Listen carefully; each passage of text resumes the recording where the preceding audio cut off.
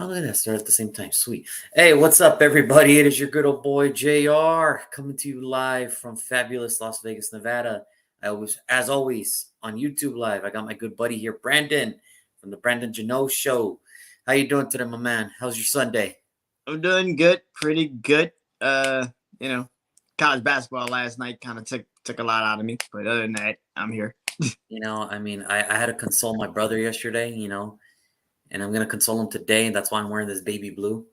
Not because of UCLA, but because of UNC, just to remind him of the of the torture that the man had to go through that day. It was beautiful. But March I Madness is in full swing, and I it's have I have said that UNC was gonna win. I'm a UNC fan. I knew they're gonna win. uh, Just I think my time's up though for my Hurricanes. I think their time is up, knowing that they got to play Kansas tonight. So I don't know, man. look, it was whether they win or not, it was a good run. We I don't weren't even know, supposed man. to be here. Kansas kind of struggled in the last couple games, man. So I don't know. Miami might give them It's some going to be pressure. interesting. It'll Yeah, be interesting. But here we go. there we go. Video number 5 of the NFL mock draft. And on the slate today, we have the other New York team, the New York Giants, New Jersey Giants, whatever. All you got to know is they play on the East Coast, man. It doesn't matter. Now, here we go. Another year of the Giants. Another abysmal year. Just very terrible. 4-13, 31st on offense, 23rd on defense.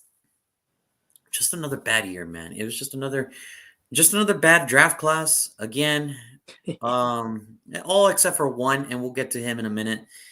Just another bad performances from past top picks and top free agents that they coveted all those years ago.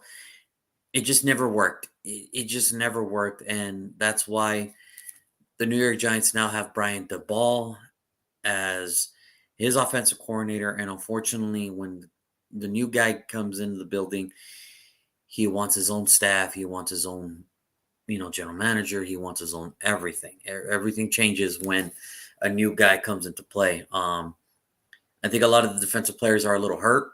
I think that's why you see players like Xavier McKinney, James Ausberry, they're all saying, I want out because Patrick Graham is now gone. And he was a very coveted defensive coordinator with the talent that he had, and he turned them into, really good football players. I never think Ausberry would be a corner like that. I didn't think Xavier McKinney was going to be a top safety like that. And he definitely revitalized Leonard Williams' career. So losing Patrick Graham was kind of a bigger blow than more than anything. But let's just get into it. What, in one word, Brandon, how would you describe the New York Giants season? Okay. I don't know how I'm gonna sum up the Giants season. But Judge. Yeah, Judge. yeah, Joe Judge, man, that guy. Oh man, that was tough. That was very tough to watch. And what's kind of funny is usually special teams coordinators usually do have successful head coaching careers. Yeah. I mean, look at Mike Holmgren. Look at John Harbaugh. Look at some of these guys that are head coaches now and that are special teams coordinators, and it's like, dude, they actually have pretty good success. This guy, Because they get to play with the defense and the offense, so they kind of know both sides. yeah, In a sense. And that's I hate to say it, but the New England tree is very shaky. it's not, it's not one I would trust. And again, it's the irony, shaky. the irony behind me is I wouldn't trust it, but the irony behind me is, But that's different. But that's different because he went back because he learned a little bit more. I think he wasn't ready the first time around, but the second time maybe we shall see. But that's different in a sense. I think, that New England tree is very shaky. Other than maybe like Brian Flores. And I mean, we talked about it when the Texans were on here, Bill O'Brien. Like other than those two, in a sense, very like, it's very shaky. Like that tree is very bad. Daniels now is a wait and see. We'll just wait and see. I mean, that's all we can do with it. I mean, his first stint in Denver didn't go that well, but hopefully he learned. And here's the thing. We don't talk about this a lot, but Josh McDaniels is back in the same division he was in when he was the head coach. He's back in the same division, so it's kind of just a different team, but it's kind of the same division, so he kind of knows what to do, kind of in that sense of that division. At least he knows this. Well, I mean, the only difference is instead of San Diego, he has to go to L.A. That's the only difference. That's the only difference. I mean, that's it. I mean, it's It's still the the only- Chargers. They're still the I mean, they're Chargers. still the Chargers. That's the good thing. They're still the Chargers, but it's not about them today. It's about the Giants, and let's just get right into it with their draft picks from last year. Just so many. It doesn't matter who's in the office. It seems like the Giants are just one of these teams that just they draft out of the box, man. They just draft out of the box, and sometimes Whatever it's do you, good. whatever do you mean? That's good, but sometimes, listen, man, you're just not built to do this. Sometimes you're just meant to draft players that hey, these guys are going to contribute right away, and we'll get into it. Look, first Yeah, round 20th pick, Kadarius Toney, the Florida wide receiver. decent. I mean, I had him in my first round mocks last year, and you're gonna find it funny. I had him going to the Saints because I thought at that time Michael Thomas would be back. Him and Jameis Winston, Michael Thomas. I thought that would have been kind of like a cool thing. I think Sean Payne would have had a little fun with that one. It's kind of irony now that I'm talking to you, but he ended up going to the Giants. He almost went to the Jaguars. Almost had he fallen that far, almost went. So and in the end, it was a complete total disaster. 39 receptions, 420 yards. It was just an utter disaster. I mean, And I don't know if it was because of he wasn't just right for the scheme, or if Daniel Jones just Daniel Jones. yeah. Yeah. I mean, it was just bad. It was Daniel just Pennies. really bad. Daniel Pennies. He's not Yeah, Daniel and Dimes. He's yeah, Daniel not Pennies. dimes, Daniel pennies, Daniel Pennies. not dimes, but pennies, man. That was just terrible. That was just terrible. Now, second rounder, this was probably their best pick in all of their draft class last year. This was probably their best pick right here. Aziz Ojulari, the linebacker out of Georgia. I don't know if people remember him. He was supposed to be slated if he was going to sneak into the first round, it was going to be late, but the Giants were able to get him early second, and he did everything right. He was, again, a product of the Patrick Graham defensive coordinator system that made him one of the better defensive players in that unit. I mean, his first year, very underrated that nobody want to talk about. And it's understandable because Micah Parsons just blew everything out of the water. But I mean, if you really look at it, he had almost just as a productive season as a rookie. 8 sacks, 2 pass deflections, a forced fumble, 49 tackles, and 8 of them were tackles for losses. Mm. Excuse me. And I think that's why it was such an easy decision for to tell Lorenzo Carter, a former Georgia linebacker as well, to say, "Hey, I think we found your replacement. You're good, but I think you just got a little too late, and you're getting a little bit older. So we're just gonna move with the rookie, which is hey, it's part of the business, Understandable. baby. Yeah, That's it's the business, understandable. baby. That's just a part of the business, baby. And and not to say that Lorenzo Carter cannot play because he can. Yeah. He can play. I mean, let's not get it twisted there. He's a good pass rusher too. It's just younger always kind of beats Older. older. Yeah. Which is what it is. Third round pick, 71st pick, Aaron Robertson, the cornerback out of UCF. 16 tackles, 3 pass deflections, third string. It's just one of those things where, again, you try to draft out of the box because sometimes, there's these general managers that say, I they have the mentality that I'm the smartest man in the room and I'm going to show these guys different. Sometimes that's not a good idea. Sometimes it's just good to kind of just be simple, play it by the book. And I'm sure if we were to go into this draft, I'm sure we can look back and be like, "Oh man, he was right there." I mean, obviously hindsight's always 2020, but the Giants just have a repetitive emotion of always doing this, and it's just like, come on, man, again, really. Next pick, 116th in the fourth round. Ellerson Smith, the linebacker out of Northern Iowa. 8 tackles, 1 forced fumble. Third string linebacker.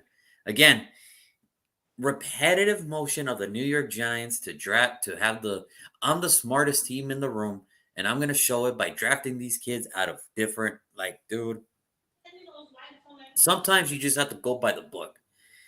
That was my only advice to the Giants. Sometimes just go by the book, and sometimes you'll just maybe just get lucky and get a good draft class. Sixth round, 196. Gary Brightwell, he was the running back to Arizona.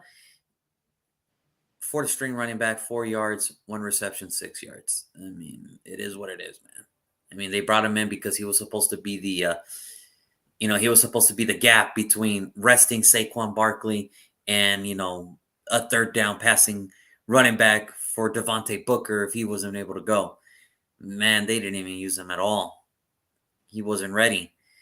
And then 7th round, 201, Rodarius Williams, Oklahoma State. 1 tackle. Healthy scratch, 4th string. And listen, sometimes that's just how we talk about it every day on the show. Sometimes rounds 5 through 7, you just hope they can contribute. That's okay. In this case for the Giants, I think the reason it just went worse, it just kept getting worse and worse, was 1, terrible drafting. 2, Saquon Barkley got injured again. Daniel Jones took another step back. And it didn't help the fact that they were the 31st ranked offense. And then the defense did everything they could to keep them in games. But eventually the defense can only do so many 3-and-outs before they start faltering too. And I think that's where, the Giants just kind of drew the line. Like, you know what, Joe? I know you've only been here 2 years. Daniel Jones took a massive step back. You're not helping. So we're just going to go in another direction. And what do I mean by a massive step back? Understand this. Daniel Jones started 14 games. He missed 3. He threw for 2,428 yards, 10 touchdowns, 7 interceptions. That is from the former number 6 overall pick in the draft from just a few seasons ago. Brandon, do you trust Daniel Jones at this point? Do you think there's any hope that maybe Brian Devil can come in and maybe, I don't know, fix him?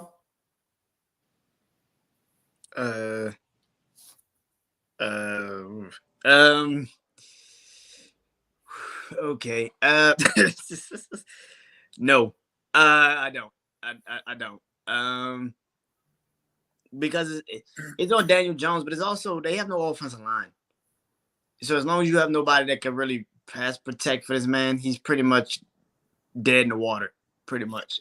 And you know what? I think it's so sad because they did invest a lot in that O-line.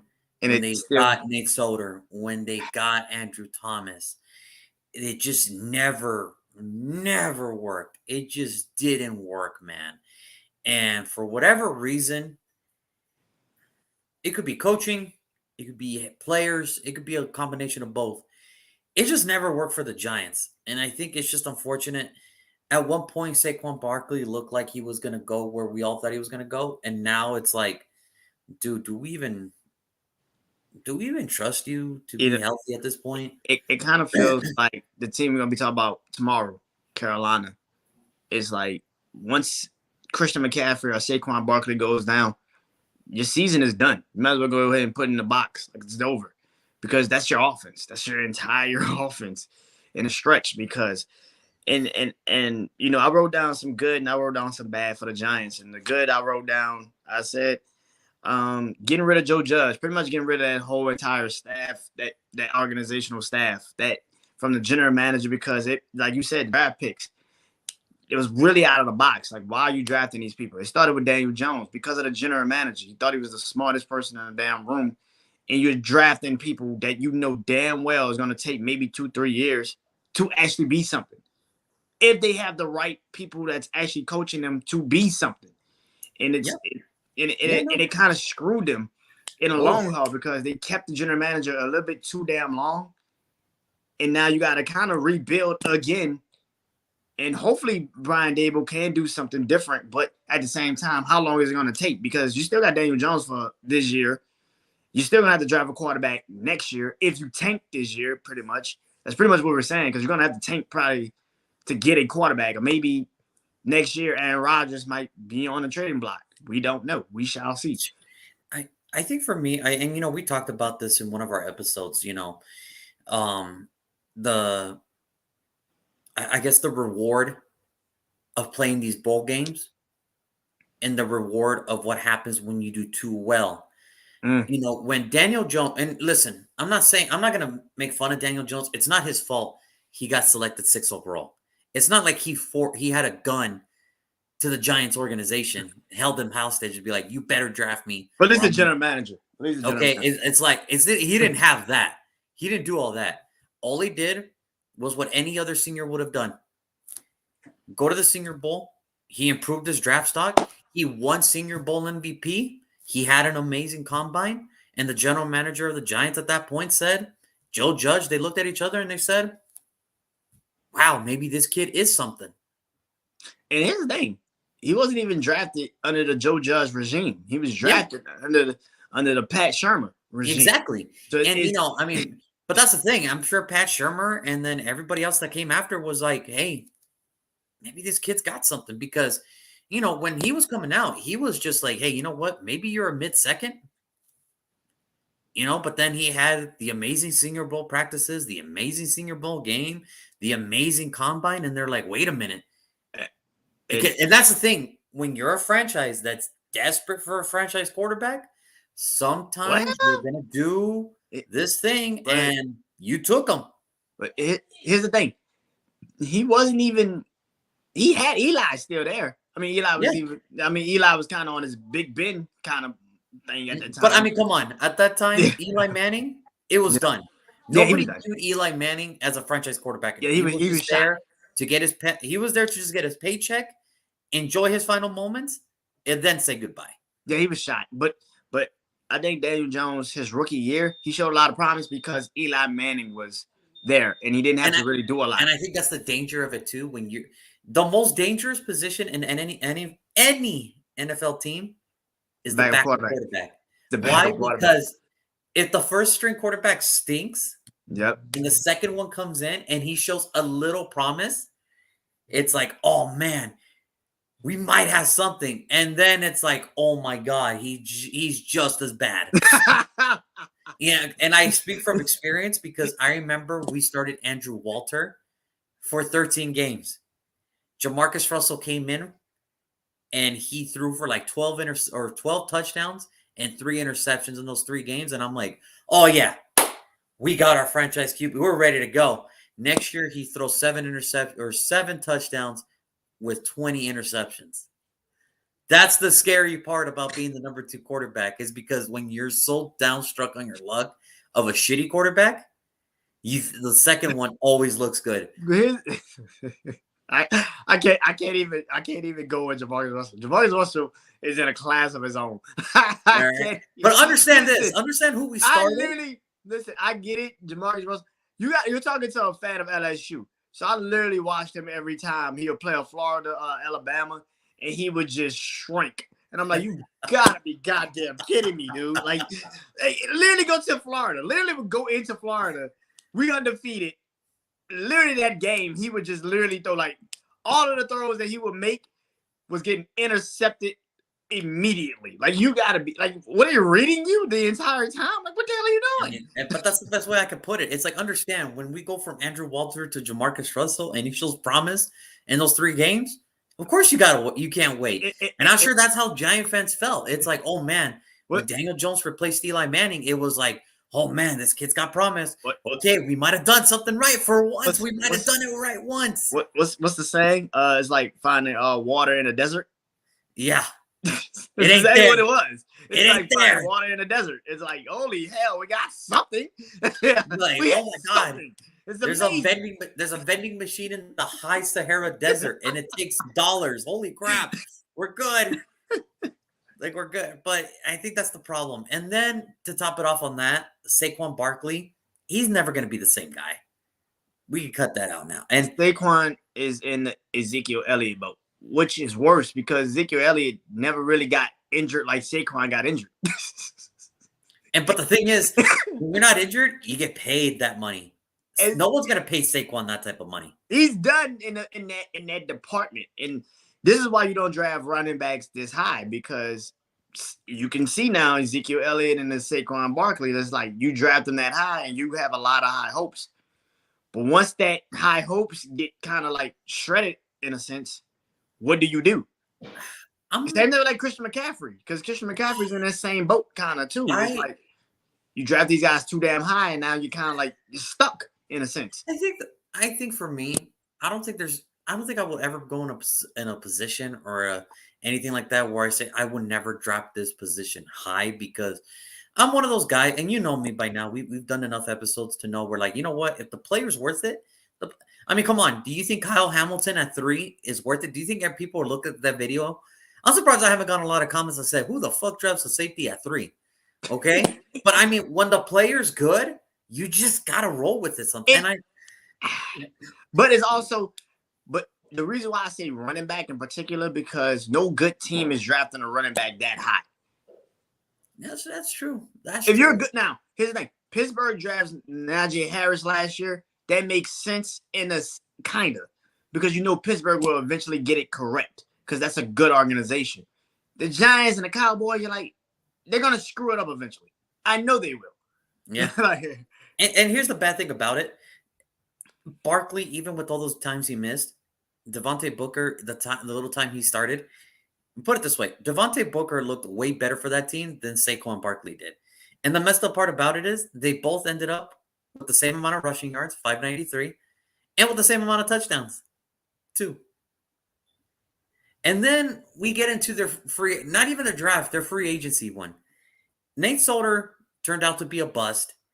Their high-profile Kenny Golladay that they pried away from Detroit injured only got 521 yards. No touchdowns. None. You and I had as many touchdowns last year as Kenny Golladay, and we didn't even play one damn game in the NFL. We didn't even practice. we didn't even practice. We didn't do nothing. Now, I will say, but again, here comes the best thing that's happening for the Giants so far. It's that defense. That defense is actually pretty good. Like, you take away, if you give them a halfway decent offense, that defense will shine, man. Yeah. That defense will shine. I mean, look at the names. Tay Crowder. That's a good defensive player. 130 tackles, 2 interceptions, 6 pass deflections, 1 forced fumble. Mm. We get to Xavier McKinney. 5 picks. 1 of them returned for a touchdown. I know which touchdown that was. I know exactly what touchdown that was. That was the Derek Carr interception one. I remember that vividly because I saw him a mile away. I'm like, I know this dude. I know this dude's going to get him once because he was just all over our receivers at that point and everything. I was just like, oh, this dude's going to get us once. 10 pass deflections, 93 tackles. And then again, the sensational rookie that he had, Azeez Ojulari, the 8 sacks, 2 pass deflections, 1 forced fumble, 49 tackles, and then 8 tackles for a loss. Listen, this defense for the New York Giants is really good. I mean, it's really good. If you just give them a formidable offense, put it this way, if you give them a well-balanced NFL offense, this defense would look really good. All right, if you gave them an NFL offense, like if you put real NFL players in that offense, it would look really good. But then again, here comes free agency again.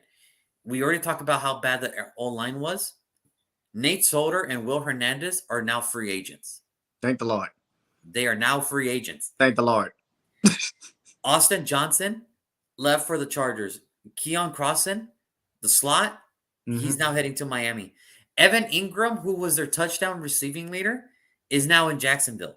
Lorenzo Carter, which, by the way, I don't know how we could not fit Azeez Ojulari and Lorenzo Carter on the same defense. Like, okay, one of you take one edge, the other you take the other edge.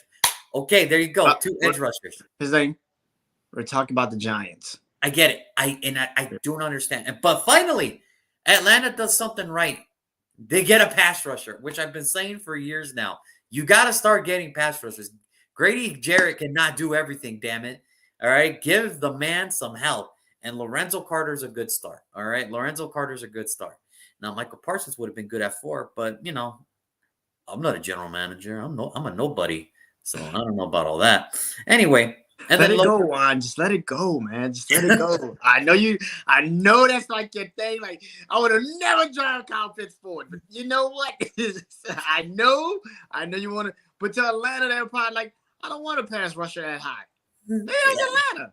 Yeah. Process. And in a division. For one, agree with Atlanta because I damn sure didn't want to see Michael Parsons 2 times in my lifetime. Oh God! And look at you smiling. You're like, oh yeah. I take the 1 time. I'm good. I don't need to see him 2 times every damn year. That's good. I like him in Dallas. Keep him there. Oh, whatever. Anyway, Logan Ryan, he's gonna go back to Tampa Bay. And again, it's just all about the free agency mess ups. Now with this free agency, listen, I think they actually got some pretty good names this time. Oh. Mark Olnowski, the guard from the Indianapolis Colts, who was a Pro Bowl right guard last year, he's coming. He's going to be the right guard for the New York Giants. And I think that's a way better replacement for a Will Hernandez, more than anything. Tyrod Taylor, the quarterback, he's going to be coming now. He's going to – and you know what? Who knows? He might even get to start. He might even start. Here's the thing. Here's the thing. He will be the starter eventually. And then he's going to lose his job because he's going to get injured from some strange thing. I do not know how the hell he gets injured from like the most. Because here's the thing. Like, it's got to be like he gets injured from like the most. What the hell? How did he get injured again? Hopefully the training staff's a little bit better in New York than it is in Los Angeles because, oh my God. All right. Because this time there is no Justin Herbert if Tyrod Taylor goes down. It's Daniel freaking Jones. My God. All right. It's Daniel Jones, man. Like there is no Justin Herbert if Tyrod Taylor goes down. Like this is it. Yo, Daniel Jones and Baker Mayfield is like the 2 guys waiting in the wings for your team. You might as well just be like, yeah, we're going to lose this season. We're going to just tank for Young. Tank for Young. We good. We got this. And that's the thing. And you don't bring – and here's the thing about Tyrod Taylor, and no disrespect to him. You don't bring a Tyrod Taylor if you don't think you have your quarterback in the room already. Tyrod Taylor is your stopgap quarterback like a Marcus Mariota. Like a bunch of these – like a Teddy Bridgewater. Like a Teddy Bridgewater. Exactly. Like, you know what? What you going to talk about soon? You're never going to be like, dude, you're good enough for us to win games. We don't expect much, and we don't have to be financially committed to you. So whether you win us a lot of games or you lose us a lot of games, we're going to get our guy down the road eventually. It's just which road are we going to go to? And so you don't bring in a Tyrod Taylor if that's already telling me Brian DeBall saying, hey, he ain't my guy. So we're going to go from there. Now, he does bring a guy from Buffalo, Jonathan Feliciano. He can play guard. He could play center. I think they told him that he is going to play center for the New York Giants. So there's your new starting center. So automatically already, Andrew Thomas is your left tackle. Mood is your left guard. Feliciano is your center. You got Sweat still at the right tackle. And then you got Glowinski at the right guard. I mean, it could only improve from there. I mean, it could not get any worse for the Giants. Put it that way. And then stick it to their trait. They got 2 defensive linemen. Justin Ellis, the big-time defensive tackle out of Louisiana Tech. He's now from Baltimore. He's going to go to the Giants. And then Jahad Ward. He's leaving Jacksonville to go join the Giants. He's your versatile defensive lineman. All right, perfect. Matt Breida. Your running back. Everybody remembers Matt Breida, right? Remember that great Super Bowl run San Francisco had a few years ago? Well, here he is. He is now heading to the Giants, following the ball. Then Jamil Douglas, he could compete he's a former guard for Washington. Hell, as bad as that offensive line is, he could be your starting left guard next year for all I freaking know. It sucks you lost Evan Ingram. But hey, Ricky Seals-Jones, the tight end from Washington, he's not bad. Not bad at all. I mean, he's not bad. Well, he got injured. Before he got injured last year. Ricky Seals-Jones was I think leading the league in touchdowns for tight ends. So I mean, he's an end zone, he's a red zone dude. So I mean, if you can get there, you got a shot. You have a good shot of scoring. And then you got Richie James, the wide receiver out of San Francisco. I mean, look, I think this is a free agency class that they're bringing in. Like, listen, man, I don't know how many years you guys got left in football. I really don't. But I'm going to get the last best out of football out of you guys as I'm going to rebuild the team my way. So this is what I'm going to do. And this is my choices. And honestly, I'm not going to lie to you. I think they did the right thing. When you get 2 starters, possibly 3 starters to come in right away, that's a pretty good deal. That's a pretty good deal. Tyrod Taylor, we don't know. Maybe what if he can ignite something? We don't know. We've seen him do it before. He can do it again. It's just he's got to stay healthy and hopefully no weird injuries happen this time. You stick with your roots. You get the big man nose tackle that you've always wanted to play alongside Leonard Williams. You get your Jihad Ward, who's your versatile defensive lineman.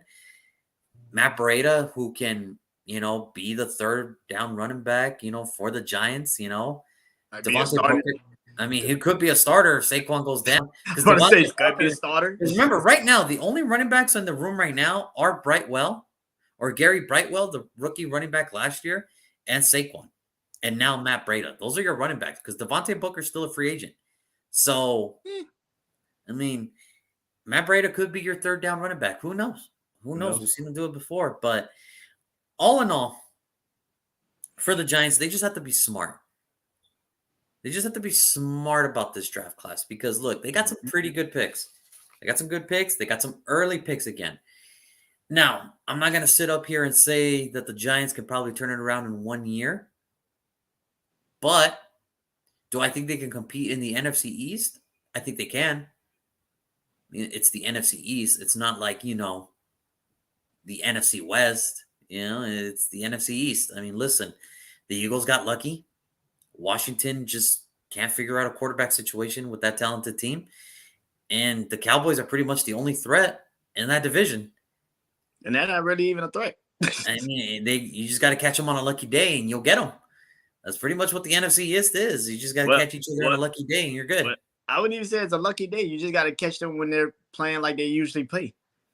I mean, it is what it is. Because to me, the lucky day is when they actually are just like firing all cylinders.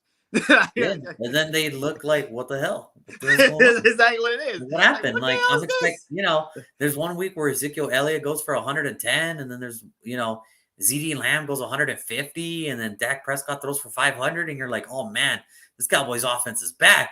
And next week it's like, what the fuck are these guys? It's like, all right. Last week was a fluke. Okay, that makes sense. This week is more like what is happening.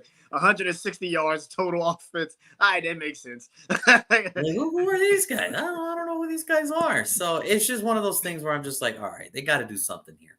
But I will say this. The Giants have to be really smart with this pick. They have to get a player that can, right now, pretty much he has to start day one. If he cannot, you can't think outside of the box. You got to go straight from the book and you got to do it. You got to get a dude that can just start from you day one. Because if you try to go outside of the box and he doesn't start day one, Giant fans are already going to ask your head on a pike. And and you don't want that because they're pretty ruthless. So here we go. Brandon, with the fifth pick in this year's draft, what's the name that Roger Goodell's going to call for the New York Football Giants? All right. Since the Giants have the 7th pick later on, I'm going to do that. But 5th pick, the New York Giants selects Kyle Hamilton, safety from Notre Dame. Here we go. Bam! I think Jabril Peppers, he always gets injured. He has a good start, then he gets injured. And then you're like, oh, my God, what the hell are we going to do now? That's a problem.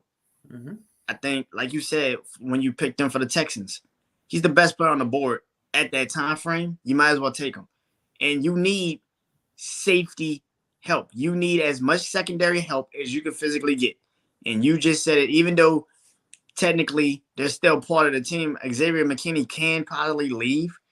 So you're going to need some secondary help. And I think, like I said, Jabril Peppers is always injured. Landon Collins is still there, but how much more does he really have? Kind of, in a sense. And if you could build your defense with a Kyle Hamilton, that's a hell of a start. And plus, from a Notre Dame, of a team in college that kind of resembles like the Giants in a sense, where it's just a lot of legendary status, but they don't win a lot, that you can get to the point where you're like comfortable with the situations. I think if he goes to the Giants at 5, he clearly becomes the leader of that defense in a sense. And especially in that division when you have CeeDee Lamb and you got Dak Prescott and you got the Jalen Hurts and a Devontae Smith, depending on what Philly does with that receiving core in the next couple of weeks. And then you still got Carson Wentz in a sense, but you still got Terry McLaurin and Curtis and Samuel running around the field. You probably need a safety that could kind of ball hawk the hell out of that. So Yeah, Kyle Hamilton is my pick for the Giants. I like it. I mean, yeah, and like I said, I had him a couple picks ago for the Houston Texans. This dude is, yeah, he's just an amazing player. If the draft were to go that way, I don't think Giant fans should be that upset. Oh no. Because here's the thing: the Giants are in a position. It's like, dude, you need help everywhere, and you'll take any help you can get. And now, if you pair him up with an Xavier McKinney, that's a pretty good start. Yeah. That's a good start to stop the deep ball being thrown your way. And you still got James. And you still got James Burberry back there too, in a sense. And he needs as much help when he gets out there on the field too, because he's a good corner, but he's not as good as Xavier McKinney. Yeah, it's just like put it like that. No, not like that. But I mean, it's a start. So I mean, it would be a start. So here we go. So obviously, I have a different pick then because I already took Kyle Hamilton off the board. So he's no longer available for me. So with the 5th pick in this year's draft, I believe that the New York Giants, if the draft were to fall my way, I think the New York Giants should go Evan Neal, offensive tackle, Alabama. Yes, I know that's a high risk. That's a very high risk, but it's a very high reward. And let me tell you why. The guy's 6'7". First of all, he played at Alabama at 300. When he showed up to Alabama as a freshman, he was 370 pounds. Then he went down to 351. When he showed up to the combine, 337. So obviously him losing weight is not an issue what people thought it was going to be. Him saying, well, what about the weight? Is it going to be an issue? Not really, because he's already shown that he can lose the weight and he can gain the weight. So that's not an issue. Now, his freshman year, he started. So automatically, to think about this, you're a freshman in Alabama and you're already starting on the offensive line. That speaks volume to the talent that you have. But here's the thing. He started at left guard. Then, in 2020, due to shifting and people obviously getting drafted and everything, 2020, they put him at right tackle. That's when they won the national championship and all that stuff. And I think that was where he was the most dominant, was at right tackle. Now, 2021, they moved him to left tackle because, as you know, players left again. Alex Leatherwood, a bunch of other linemen left. So they're like, okay, well, now we got to shift you again. Play left tackle. He was good, but not as dominant. And I think it was very apparent. I think it was week 3 when they were playing Florida and the Florida pass rushers were just getting by him. Yeah. That's when Nick Saban had to develop, halftime they went into the quick pass motion and, heavy run and everything, and extra tight ends helping him. Not to say that he was a terrible left tackle, but you could tell right away, I don't think he was ready for that. Now, right tackle, he looked amazing. He looked flawless, and it showed because they won the national championship there. It was flawless. It was a good scheme all the way around, because that's what he is. He's a run-blocking lineman. He's not a pass blocker. It was evident last year. He was more of a run blocker. Now, he's got the quick feet. He's got the agility to play right tackle. As I mentioned, national champion in 2020. And he was actually, even though it was a down year for him, he still made first-team SEC All-American, and he was a consensus All-American this year, even on a down year for him. So it just shows you, one, the level for him to come in as a freshman and start at left guard. That has to mean you have an amazing talent to start over some of these juniors and seniors that are leaving. 2, you're versatile. You're very versatile. You could play 3 positions you could play 4 out of the 5. Put it that way. You could play 4 out of the 5. And the Giants need help everywhere, like we talked about. They need help everywhere. So why wouldn't it hurt not to pick this guy up? And lastly, I think he would just make the offensive line better. And I think that's what Saquon Barkley needs. He just has to stop running for his life. behind the line of scrimmage. He already has to run for his life in front of the line of scrimmage. It's pretty hard to be an effective running back when you're already running behind the line of scrimmage. So, and then when you really look at it, I mean, think of it like this. Andrew Thomas, he's finally coming into his own. It took him a minute, but he's finally coming to his own as left tackle. Now, Matt Gano, I don't know if you want to start him. Maybe Shane Lemieux. Maybe one of these guards that you did pick up. I don't know. Jonathan Feliciano, he's a veteran center. He'll figure it out. Mark Lanowski, as I mentioned, former Pro Bowler a couple of years ago. And we know how effective he was in Indy. So he'll do fine there. And I think you just put Evan Neal at the right tackle. And I think just that alone would, I'm not saying it's going to be the best offensive line unit in the NFL, but damn, at least Saquon Barkley would finally, for the first time since his rookie year, breathe a little. Finally breathe and maybe not be injured so early in the year where he doesn't take those unnecessary hits and those gang tackles. Maybe this time, hey, maybe he's good. Maybe he'll get some breathing room to go forward and not backwards in that offensive line unit. So what you're saying is Saquon Barkley is not Barry Sanders. That's what you're saying? He is not Barry Sanders. No, he is not Barry Sanders. He is a hell of a running back, but no, I don't think anybody's going to ever come close to Barry Sanders ever again. But I will say this, you give him that formidable line, he could do some damage. And like you said, he's the only offensive weapon they really have. The offense goes as he goes. So, I mean, if he's on the field more than 5 games, who knows? Maybe this offense can do good, maybe be halfway decent, and maybe give the defense a little bit of time to shine.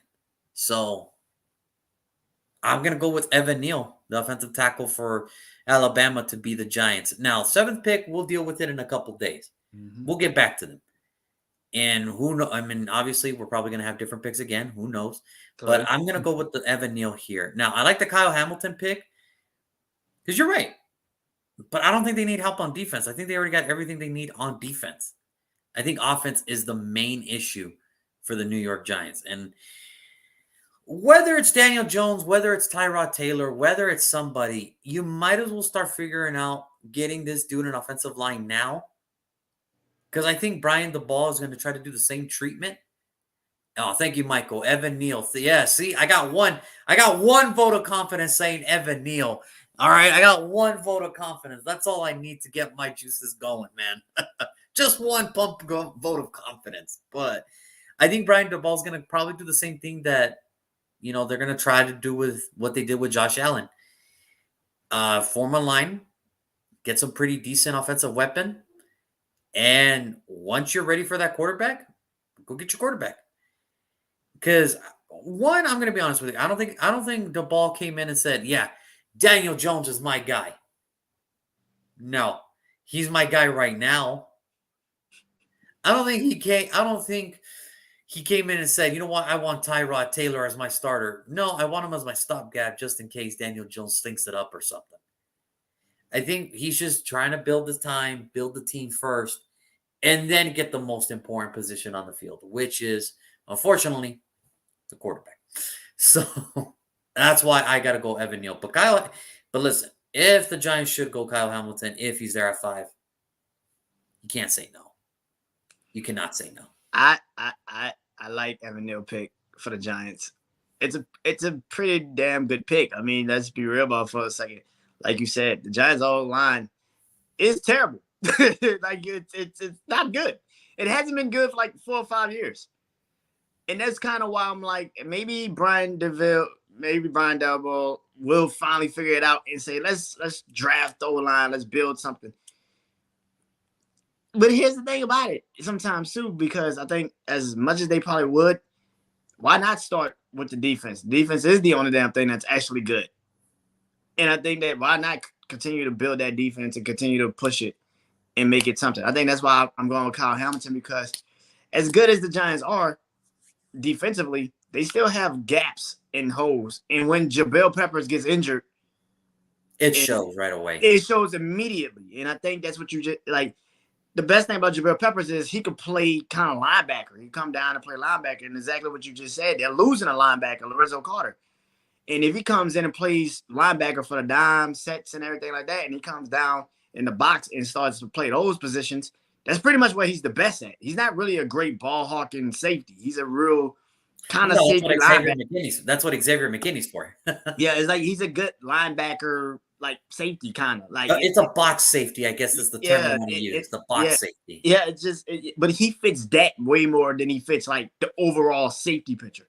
And I think that's why I feel like Kyle Hamilton kind of fits that, because he's a true safety, like you said when you picked him for the Houston Texans. He's a true safety. Like that's what he does. That's what he's the best at. So it's just like Jabril Peppers is kind of, and then you now have a lot of options on defense to play with a Xavier McKinney, Jabril Peppers, and now Kyle Hamilton in the backfield, waiting in wings, just whatever it comes to him. So, and if you could count all in that front four, is kind of decent. I mean, it's pretty decent. Leonard Williams can probably do some damage this season coming in, and I think that the Giants have a lot. But I like the Evan Neal pick. I'm not gonna sit here and act like I don't. That's a really good goddamn pick. The problem is, I don't trust Daniel Jones, and I don't know if they're gonna draft somebody for Daniel Jones because he sucks. Well, we got one comment right now. We got one comment coming in. Okay.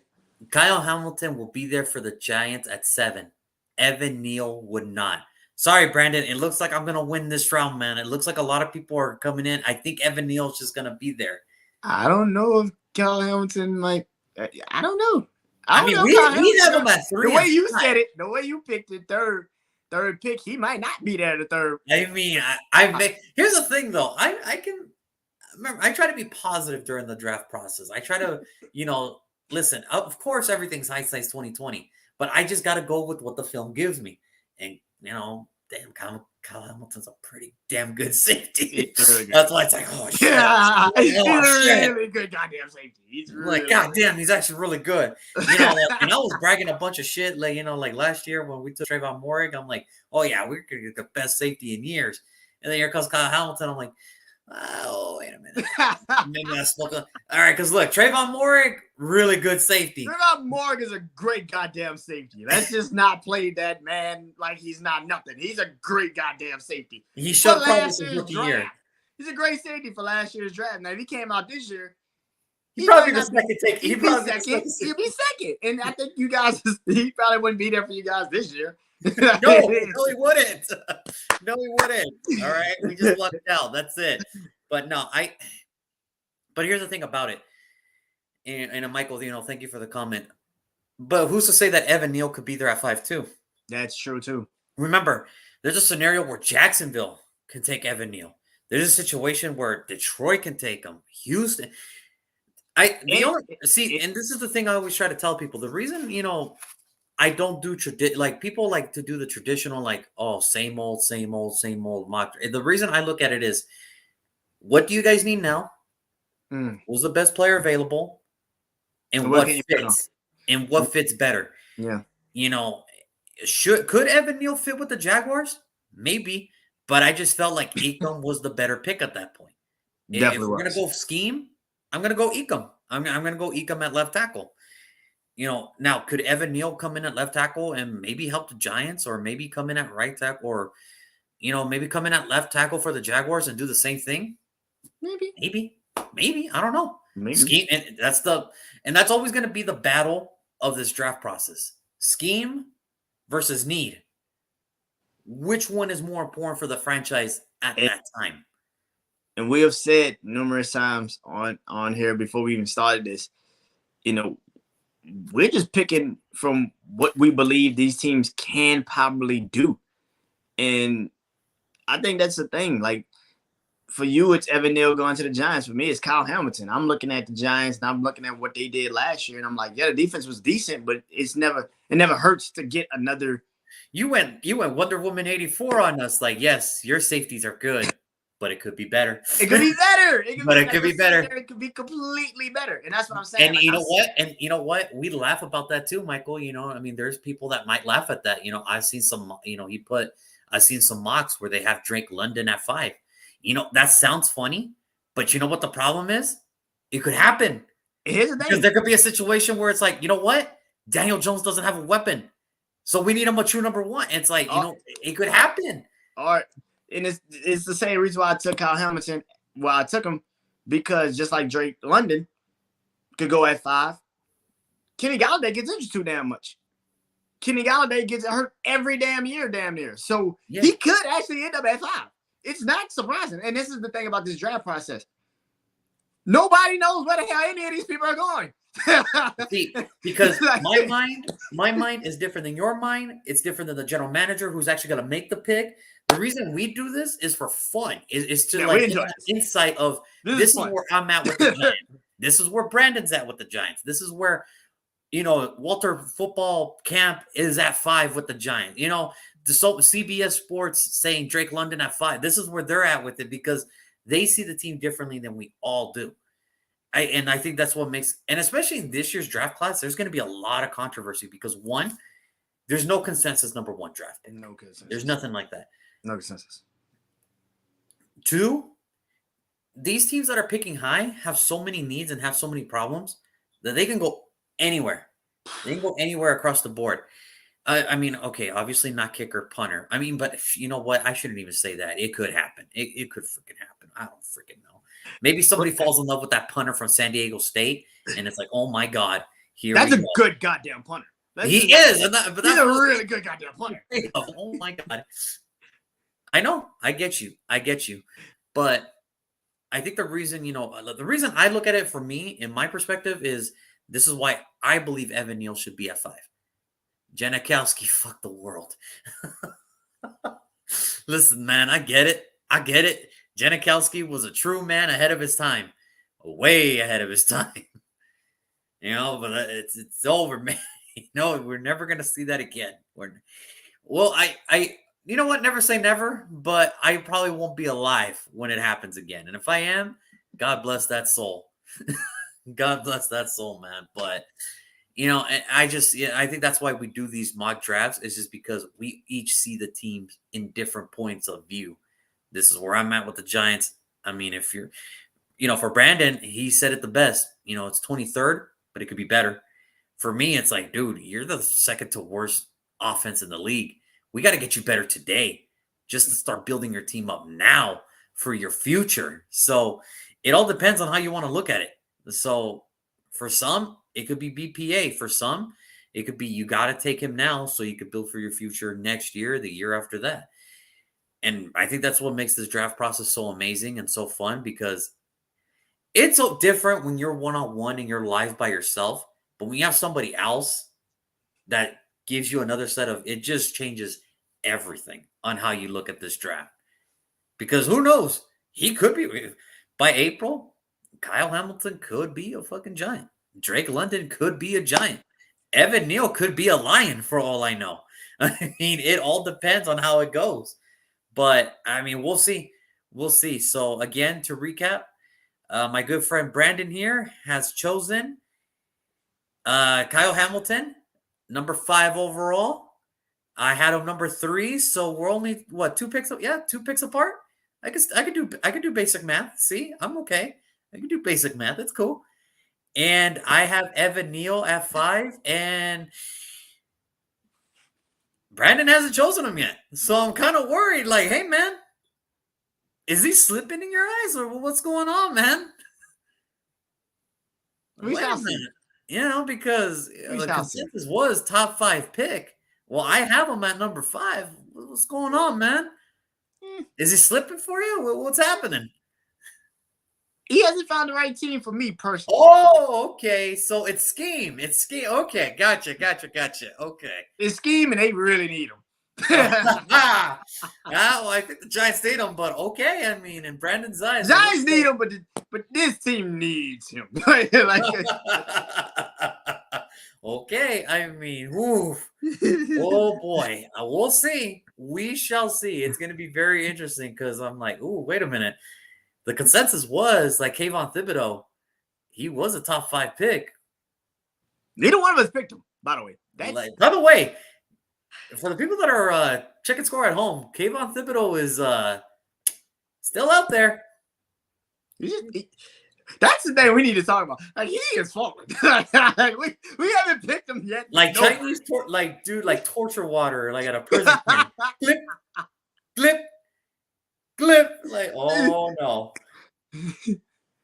And this is the messed up part. He was a consensus almost number 1 last year before he got injured. Yeah. Now it's like, dude, where the hell is he? I mean, the fact that I picked Aiden Hutchinson's over him, the fact that I picked Jermaine Johnson over him. I mean, you've done it. I've done Hutchinson, and I've done Trayvon Walker. So that's rough. That's some difficult shit. That's some tough. Yo, I can actually see him I can actually see it, though. I can see Thibodeau kind of falling in a draft. I can actually see it. Oof. Thank God we're nobody big, man, because oof. Yeah. There, yeah, stock report going down. Oh, yeah. That's the consensus. Apparently everywhere across the nation right now. It's from the top of the mountain to, oh no. What's going on, people? Like, what's happening? But we'll see. We shall see. But tomorrow, we have the Panthers on the clock. Another team that, man, great defense. Terrible way of productivity from the offensive side of the ball. So here we go again. Is Christian McCaffrey the man? Where does he end up? Does he get traded away? Is he in the same boat as Saquon Barkley? Is Sam Darnold the man? Is the one consistent thing I will say about that Carolina offense, DJ Moore is actually really good. Very, very good. Like, you know. As a guy that plays him twice a year for the Saints, I've watched him too much to know he's really damn good. I don't like him very much. Yeah. DJ Moore, think of it this way. Think of it a dude that has all the agility in the world and is amazing at football, at catching footballs. That's DJ Moore. The dude just knows how to play, man. The dude just knows how to play the game. It's ridiculous. He knows his craft very well. Yeah. From separation to contested catches, the guy just knows how to play. I mean, people are literally having a conversation like, you let go Christian Samuel for who? DJ Moore? And yeah, they let go Christian Samuel for DJ Moore. Yeah, I kind of did. So what's up? Yeah, so I mean, we'll see. This is one of those things now where next generation Steve Smith Sr., maybe. If he keeps going like this, maybe. I mean, he ain't that far off. I can say that much. He can't be Steve Smith because he's a little bit taller. So, I mean, you know, no disrespect to Steve Smith whatsoever, because I do not want him coming after me like how he did Michael Irvin.